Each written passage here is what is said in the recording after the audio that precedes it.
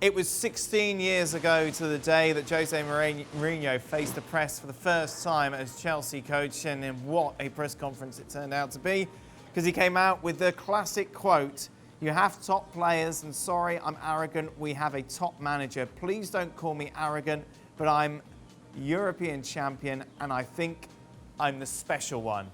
And on that day, that phrase was born, Frank, and boy, certainly, early doors at Chelsea, he lived up to that phrase. Yes, he did. I mean, it was, I think, exceptional to see him coming just after winning the Champions League with Porto. And I remember that he didn't come alone. He didn't come alone. He came with Didier Drogba as well. Then I knew that he was in contact for almost a year, seeing him playing in the European Cup.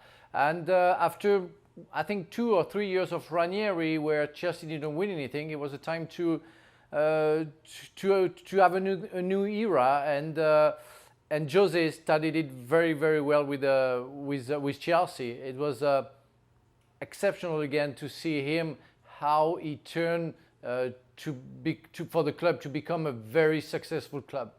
And it was very interesting to have this kind of character in the Premier League soap opera, Shaq, because over the years, obviously, you had Sir Alex Ferguson dominating things. But this kind of young upstart coming in and saying from the first day, hey, you know what, I just won the Champions League, I am the special one, was unique to the league.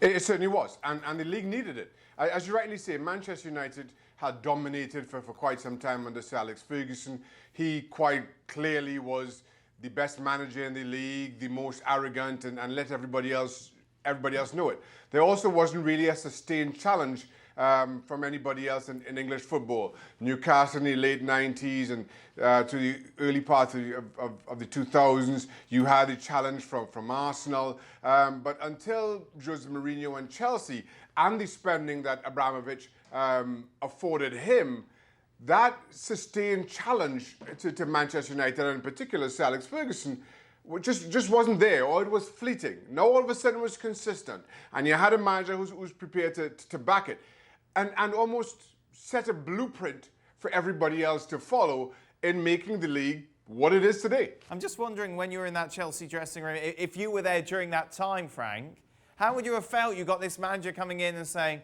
hey, I am the special one? The players seem to embrace it, but that's a risky kind of game to play, isn't it? Because some players could say, hey, wait a minute, we're the ones out there on the pitch, we're the special ones.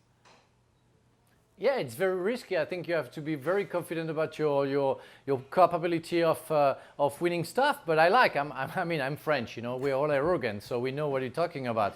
But really, I think it would have been exceptional with me. I think I would have been ready to follow him until, let's say, death, and fight for him, because I was somebody like, I needed the confidence of the coach, like Ruud Gullit gave to me when I first signed for Chelsea.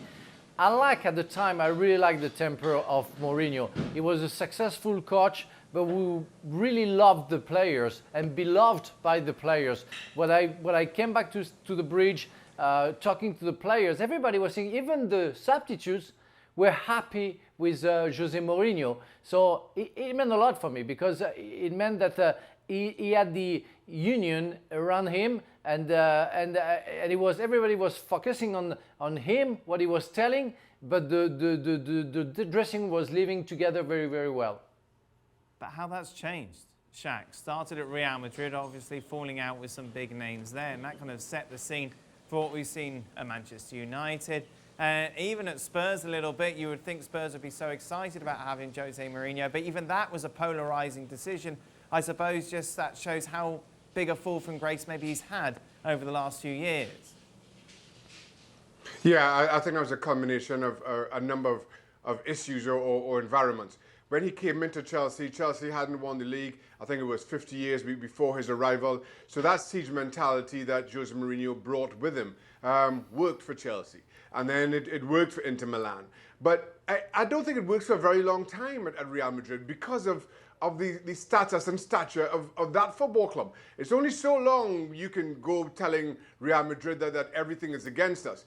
It just doesn't work. It just doesn't add up. And as a result, things started to become unstuck, in particular in his time at Madrid. Similarly, that siege mentality doesn't work at Manchester United. Manchester United are the dominant football club in English football. Even now, as you say that, given, despite the fact that they haven't won the league for quite some time, the siege mentality is temporary and fleeting for such clubs. So as a result, doesn't really work.